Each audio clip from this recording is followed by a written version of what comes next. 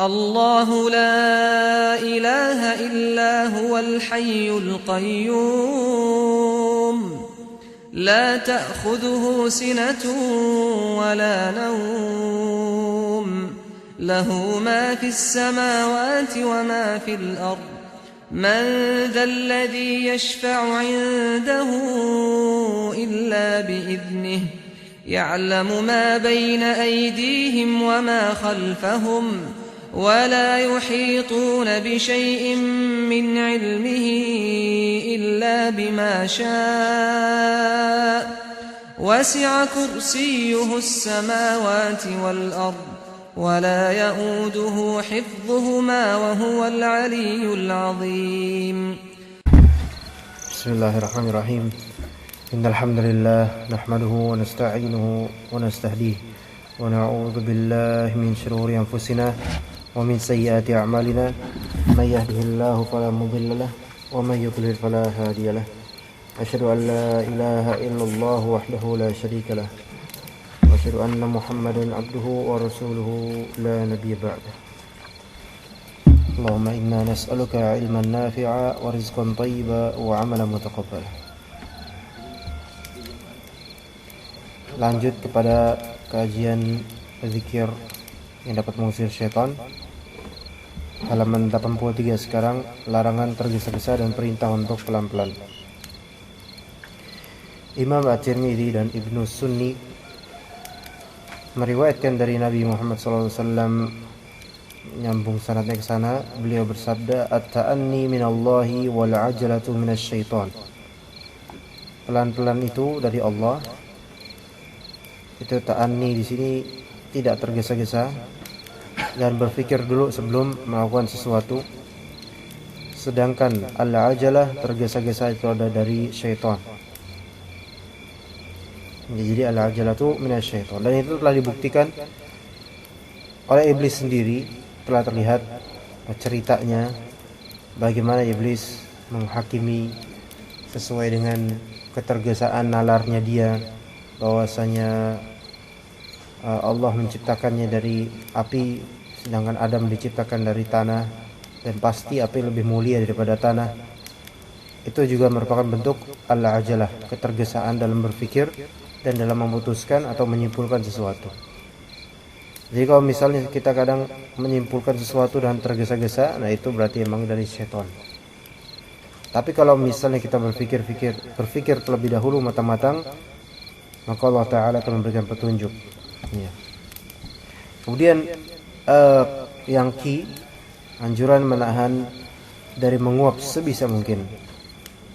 Al-Bukhari dan Muslim meriwayatkan dari hadis Abu Hurairah radhiyallahu anhu, dia berkata, Rasulullah sallallahu alaihi wasallam bersabda, "At-tatha'ubu minasyaitan. Fa idza tatha'aba ahadukum falyaruddahu mastata'. Fa inna ahadakum idza qala ha dhahika syaitan." Menguap itu dari syaitan. Maka apabila salah seorang di antara kalian menguap, hendaklah ia menahannya semampu mungkin. Karena sesungguhnya salah seorang di antara kalian apabila bersuara ha dalam menguapnya dia, maka syaitan pun tertawa, tapi enggak kedengeran. Biasanya kalau misalnya kita saking ngantuknya mungkin, atau kebiasaan yang disengaja mengeluarkan suara ketika menguap, maka itu sama dengan memancing supaya syaitan menertawai kita. Ya. Kemudian Imam Muslim meriwayatkan dari hadis Abu Sa'id Al-Khudri, dan itu enggak di Utsman. Enggak belajar bahasa Arab. Oh, udah selesai. Kemudian Muslim meriwayatkan dari hadis Abu Sa'id Al-Khudri radhiyallahu anhu, Rasulullah sallallahu alaihi wasallam bersabda, "Idza tathawaba ahadukum falyumsik biyadihi fa inna asy-syaitana yadkhul." Apabila salah seorang di antara kalian menguap, hendaklah ia menahan dengan tangannya, karena sesungguhnya syaitan akan masuk. Iya. Itu kalau kita menguap, syaitan akan masuk saat kita menguap, tapi kita nggak tahu gimana caranya. Ala kulli hal memang menguap normal ya. Kalau misalnya menguap pas di ruqyah, Anda nggak tahu. Ada yang mengatakan kalau misalnya menguap pas di ruqyah itu tanda-tanda kena ain, wallahu alam, tapi tidak tahu juga bagaimana prosesnya, hanya Allah yang tahu. Menguap di ruqyah itu karena faktor setan juga, faktor jin juga. Ya, mereka kena efek ruqyah. Ala kulli hal kita tidak tahu karena kita tidak bisa melihatnya, wallahu alam. Kemudian R, larangan mengucapkan seandainya. Imam Muslim meriwayatkan dari hadis Abu Hurairah radhiyallahu anhu, Rasulullah sallallahu alaihi wasallam bersabda, "Al-mu'minul qawiyyu khairun wa ahabbu ila Allah minal mu'minid dha'if, wa fi kullin khair. Ihris 'ala ma yanfa'uka wasta'in billahi wa la ta'jiz. Wa in asabaka syai'un fala taqul law anni fa'altu kana kadza wa kadza. Walakin qul qaddarallahu wa ma syaa'a fa'al. Fa inna law taftahu 'amala syaitan." Dikatakan oleh Rasulullah SAW, al-mu'minul qawiyyu khairun wa ahabbu ila Allah minal mu'minid dha'if. Seorang mukmin yang kuat lebih baik dan lebih dicintai oleh Allah daripada seorang mukmin yang lemah. Dari segi baik fisik maupun dari segi keimanan.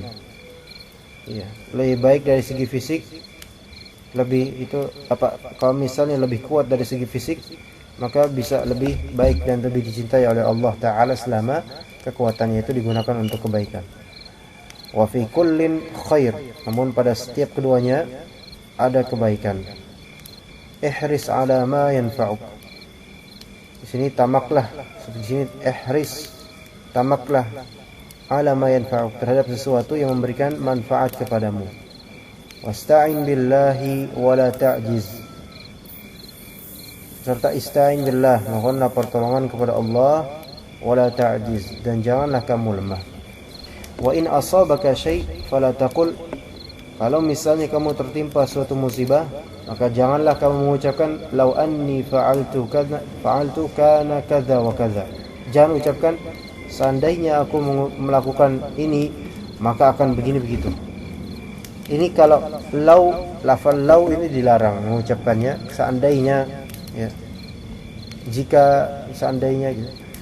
Itu dilarang ketika adanya penyesalan terhadap takdir yang telah Allah tentukan dari masa lalu kita.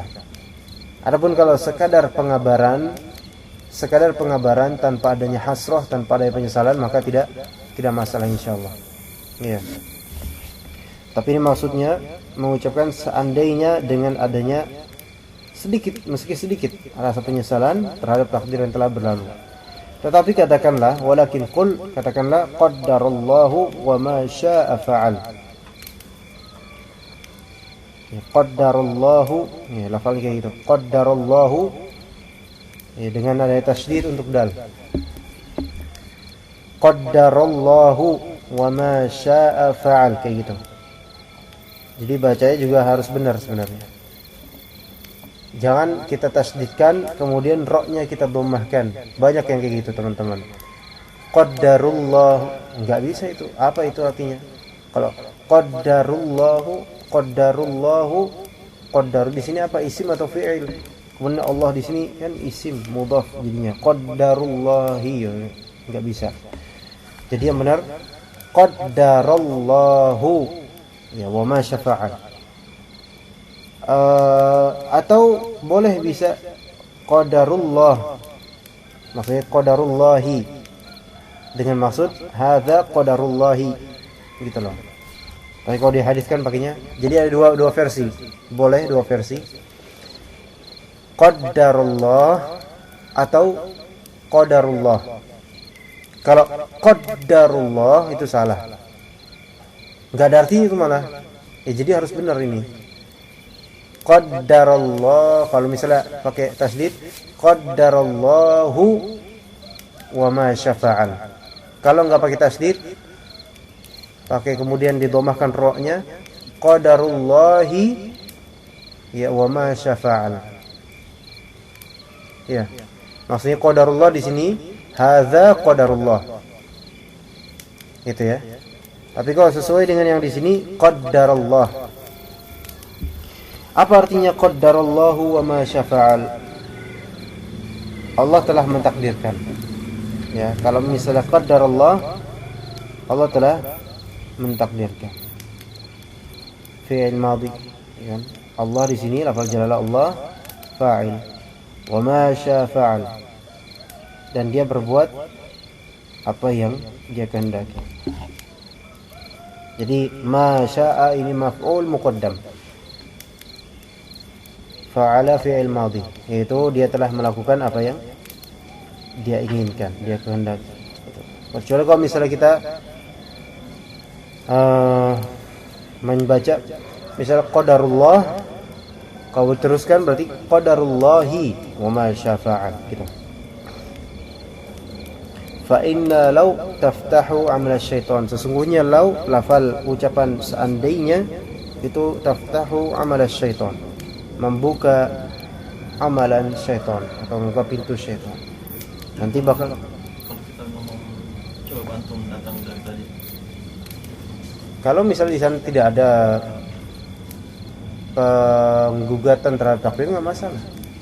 Nah, coba kalau misalnya antum datang dari tadi, gitu kan, sebagai pengkhabaran saja, ya, tanpa ada penyesalan apa yang terjadi, maka nggak masalah. Ya, jadi ini aku serang. Siwahnya ada penyesalan di sana. Nggak mesti dengan lau saja gitu loh. Ketika di sana ada, tapi kan kalau lau itu berpotensi untuk kurang terima dengan takdir. Nah, jadi kalau misalnya ada, coba kalau misalnya kayak saya dulu kayak gini, sama. Coba kalau, gitu kan, ada kalaunya. Kalau misal di situ ada isyarat dia memang kurang menerima takdir, maka ini nggak boleh. Tapi kalau misalnya sekadar pengkhabaran saja bahwa saya kenyataannya jika itu terjadi, maka sekarang insya Allah bakal begini-begini gitu. Itu nggak masalah kalau kabar. Jadi dia dirinci, perlu dirinci di sini seandainya yang dilarang jika di sana bukan sekadar pengabaran, tetapi ada tambahan perasaan kurang terima dan penyesalan. Ya. Kemudian S, perintah untuk bersuci dan membersihkan diri. At-Tabrani meriwayatkan di dalam Al-Awsat, Al-Mu'jam Al-Awsat dari Ibnu Abbas radhiyallahu anhuma bahwasanya Rasulullah sallallahu alaihi wasallam bersabda, "Tahiru hadhil ajsad, taharakumullah, fa innahu laysa min 'abdin yabitu tahira illa bata ma'ahu fi syi'arihi malak, la yanqalibu sa'atan min al-laili illa qala Allahumma ighfir li 'abdik fa innahu bata tahira." Sucikanlah tubuh-tubuh kalian, semoga Allah menyucikan kalian, karena sesungguhnya tidaklah seorang hamba tidur di malam hari dalam keadaan suci, melainkan seorang malaikat akan bersamanya sepanjang malam pada rambutnya. Ya, tidaklah hamba tersebut berbalik dalam tidurnya sesaat di waktu malam kecuali malaikat berdoa, "Ya Allah, ampunilah hambamu karena sesungguhnya tidur bermalam dalam keadaan suci." Dan sebaliknya, syaitan berusaha supaya kita tidak berwudu sebelum tidur. Iya. Kedua, Al-Bazzar meriwayatkan dari Ibnu Abbas radhiyallahu anhuma dari Nabi sallallahu alaihi wasallam, beliau bersabda, "Thalathatun la taqrabuhumul malaikah, al-junub was-sakran wal mutadammikhu bil khuluf." Ada 3 orang yang tidak didekati oleh para malaikat. Orang yang junub, 1, ya. Orang yang junub tidak didekati oleh malaikat. Jadi kalau kita tidur dalam keadaan junub, itu juga tidak didekati. Itu kan kalau dari keumuman hadis ini. Kemudian al-mutadammikh as-sakran, orang yang sedang mabuk. Orang yang sedang mabuk, kehilangan kesadarannya. Kemudian al-mutadammikhu bil khuluq, orang yang memakai wangian khuluq, salah satu jenis parfum yang ana sendiri juga tidak tahu kayak gimana aromanya. Ala kulli hal di sini ada 3. Ya. Kemudian 3, Ahmad meriwayatkan dari Abu Hurairah radhiyallahu anhu, dia berkata, Rasulullah sallallahu alaihi wasallam bersabda, "Laula an asyqa ala ummati la amartuhum 'inda kulli salatin biwudu'in wa ma'a kulli wudu'in bisiwak." Sekiranya aku tidak memberatkan umatku, niscaya aku akan menyuruh mereka untuk berwudu setiap kali akan mengerjakan salat, dan menyuruh mereka bersiwak setiap kali akan berwudu. Keempat, Muslim meriwayatkan dari Jabir bin Abdullah radhiyallahu anhuma dari Nabi sallallahu alaihi wasallam, beliau bersabda, "Man akala min hadhihi al-baqlati wath-thawm," wa qala marrah, "Man akala al-basala wath-thawm wal-kurrath fala yaqrabanna masjidana fa innal malaikata tata'adza mimma tata'adza minhu banu Adam." Barang siapa yang memakan kol atau kubis dan bawang putih, dan beliau bersabda suatu kali, barang siapa yang memakan bawang merah, bawang putih dan bawang bakung, maka janganlah sekali-kali ia mendekati masjid kami, karena sesungguhnya para malaikat akan terganggu dari apa yang membuat anak Adam terganggu. Ini dari segi bau. Ya, gimana kalau dari segi misalnya, ini kan mengganggu bau ini, mengganggu orang sholat. Gimana kalau misalnya kita bawa anak kecil, terus anak-anak itu mengganggu orang sholat? Nah, itu juga termasuk yang dilarang sebenarnya. Ya, pendidikan adalah pendidikan, tapi ketika misalnya itu akan mengganggu jemaah, maka kita tidak boleh melakukannya. Mati listrik dari sananya. Itu ada jin mungkin yang ini. Yang kelima, At-Tabrani di dalam Al-Awsat dan Al-Hakim meriwayatkan dari Bakar bin Ma'iz, dia berkata, "Sami'tu Abdullah bin Yazid yuhaddithu 'an Nabi sallallahu alaihi wasallam qala, la yunqa'u bawlun fi tastin fil bait, fa innal malaikata la tadkhulu baitan fihi bawlun muntaqa' wa la tabulanna fi mughtasalik." Aku mendengar Abdullah bin Yazid menceritakan sebuah hadis dari Nabi sallallahu alaihi wasallam. Beliau bersabda, "Jangan sampai air kencing tergenang di dalam bak air di dalam rumah." Jadi jangan biarkan air kencing tergenang begitu saja. Jangan biarkan. Karena sesungguhnya para malaikat tidak masuk ke sebuah rumah yang di dalamnya terdapat air kencing yang tergenang. Dan jangan sekali-kali kamu kencing di kolam tempat mandimu. Ini semua adalah adab untuk bersuci dan membersihkan diri, yang mana dengannya kita bisa menjauhi diri dari para syaitan, dari kalangan jin. Ya, wallahu ta'ala alam. Kita cukupkan sampai sini untuk qiraah kitab ini. Insyaallah besok kita lanjutkan tentang masalah kesurupan, insyaallah ta'ala. Subhanakallahumma wa bihamdika asyhadu an la ilaha illa anta astaghfiruka wa atubu ilaik.